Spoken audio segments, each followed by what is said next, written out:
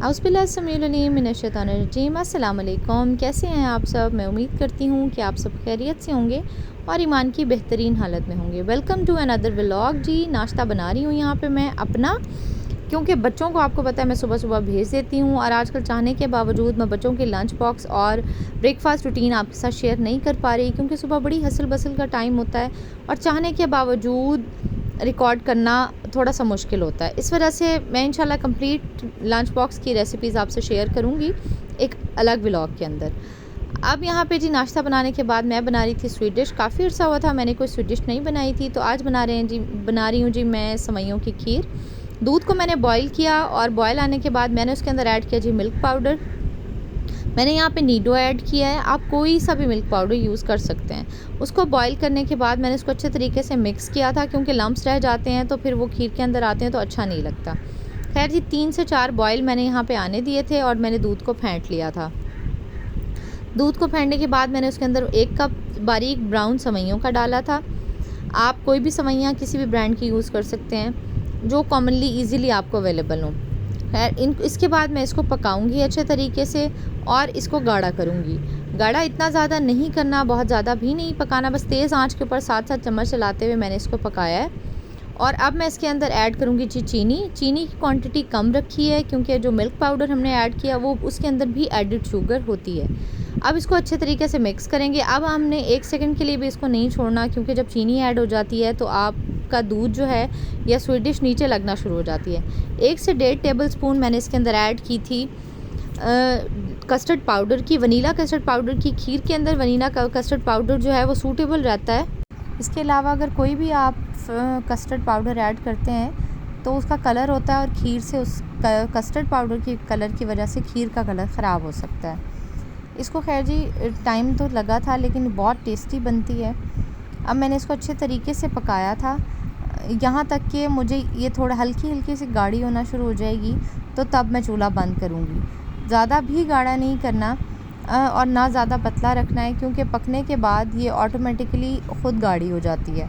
Custard powder डालने का main purpose होता ही यही है कि आपकी खीर जो है वो बहुत ज़्यादा सूख ना जाए और उसको नॉर्मल रखते हुए हम उसको गाढ़ा कर लें।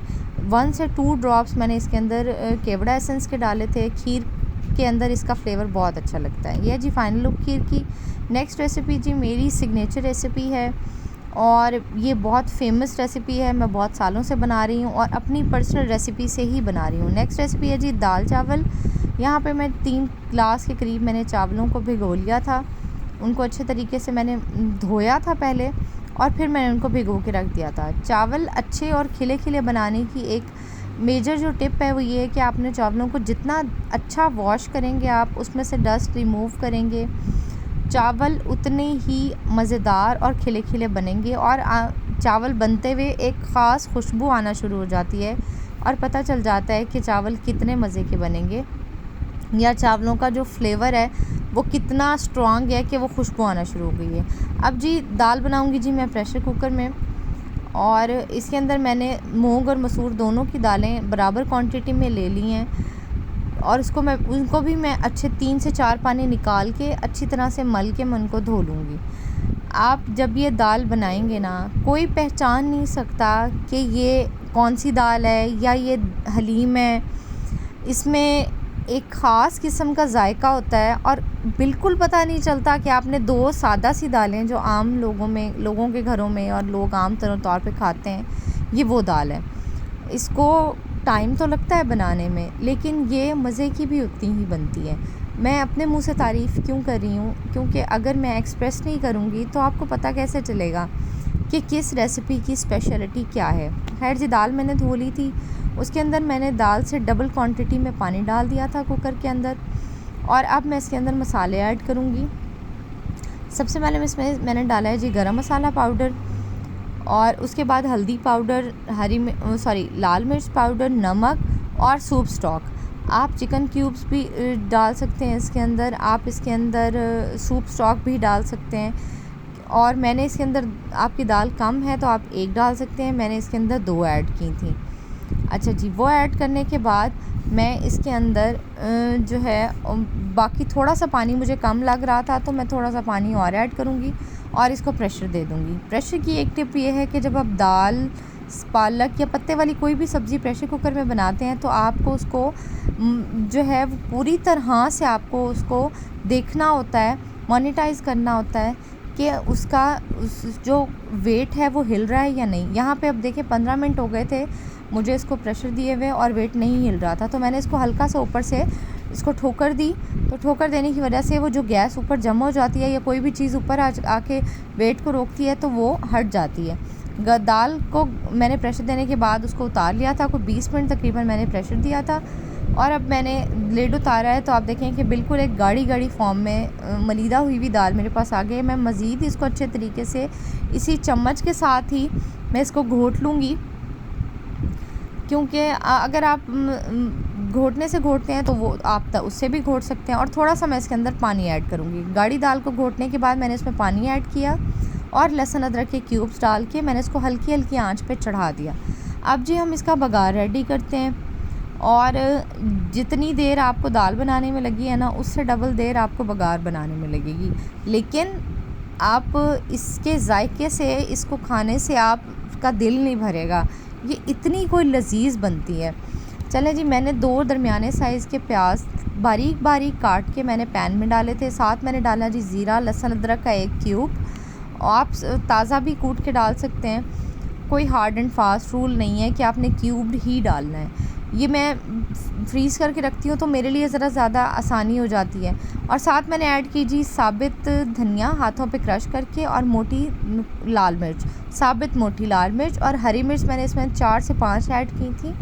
और मैंने इनको कैंची से काटती हूँ, क्योंकि एक तो हाथों को नहीं रखती, दूसरा ये कि ये बारीक कटती हैं। और जब हम बघार को पकाएंगे ना, तो हर चीज़ अपने टाइम पे पकेगी। ज़्यादा तेज़ आंच पे हमने बघार को नहीं पकाना, हमने हल्की हल्की आंच पे उसको पकाना है। साथ ही हम दाल को जो है वो देखते रहेंगे, साथ साथ दाल में चम्मच हिलाती रहूँगी मैं। जब दाल अच्छे तरीके से गाढ़ी होना शुरू हो जाएगी और लहसुन अदरक का बिल्कुल उसके अंदर डिज़ोल्व हो जाएगा और हल्की हल्की वो गाढ़ी होना शुरू हो जाएगी, हमने इसको बहुत गाढ़ा नहीं करना, इसको हमने इतना ही पतला रखना है। पतला रखने की वजह ये होती है कि आप इसको जब हम बघार लगाएंगे और इसको ठंडा करेंगे तो दाल खुद ब खुद गाढ़ी हो जाएगी। खैर जी, मैंने यहाँ ऑयल डाला है। ऑयल की क्वांटिटी भी थोड़ी सी ज़्यादा रखनी है, क्योंकि हमारे पास जो बघार है उसने पकना उसी ऑयल के अंदर ही है।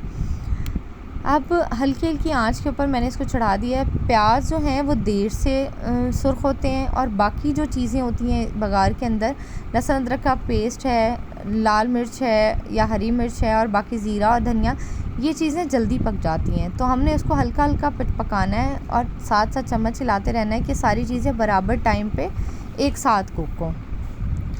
ये हल्का हल्का से ब्राउन होना शुरू हो गए हैं। मैं इनको थोड़ा सा और शोक करूँगी। इस तरह से ये जब दाल के अंदर बघार लगेगा तो ये हलीम हलीम वाला जायका देते हैं, और दाल का जो असल जायका है उसको डबल कर देते हैं। खैर जी, दाल का चूल्हा मैंने बंद कर दिया था और मैंने इसके अंदर डाल दिया जी बघार डाल के मैं इसको बिल्कुल बहुत ज़्यादा मिक्स नहीं करूँगी, इसको हल्का सा मिक्स करूँगी, क्योंकि ये ऊपर ऊपर जब तैरता हुआ आता है ना, तो ये बहुत ज़बरदस्त लगता है। खैर जी, दाल की फ़ाइनल लुक देख लें आप। और मैंने थोड़ी सी दाल जो है, मैंने आपको बताया कि मेरे नेबर्स में, मेरी फैमिली में मेरी ये दाल बहुत फेमस है, तो मैंने उनको भी भेजी थी। और अब जी ये है जी शाम का क्लिप। और इसी दिन शाम को मैं गई थी जी बाहर, एक हिडन स्पॉट जो है वो मैंने ढूंढा है मुल्तान के अंदर। ये 6 नंबर के करीब एक नई शॉप बनी है। यहाँ के गोलगप्पे बहुत ज़बरदस्त हैं। वैसे मुल्तान में इस तरह के गोलगप्पे नहीं मिलते। लाहौर और कराची में आपको पानी पूरी की ऑप्शन मिलती है। मुल्तान में सिर्फ एक स्पॉट था जहाँ अब ब्रांड रोड है, वहाँ पे पहले कुछ साल पहले इस तरह के गोलगप्पे मिला करते थे, और अब वहाँ पे भी नहीं है। तो अब ये नया स्पॉट बना है, तो मैंने कहा ये भी मैं मुल्तान वालों से भी शेयर करूँ, और जो दूसरे शहरों से मुल्तान आते हैं उनके साथ भी शेयर करूँ। इसकी मेकिंग बड़ी मज़े की है, आप अपनी मर्ज़ी से बनाएं, और इसका वाकई टेस्ट बहुत मज़े का है। चलें जी, ट्राई ज़रूर कीजिएगा मेरी रेसिपी को भी, और मेरे इस व्लॉग को भी ज़रूर देखिएगा। लाइक कीजिएगा, कमेंट कीजिएगा, शेयर कीजिएगा और सब्सक्राइब कीजिएगा। अल्लाह हाफ़िज़, बाय बाय।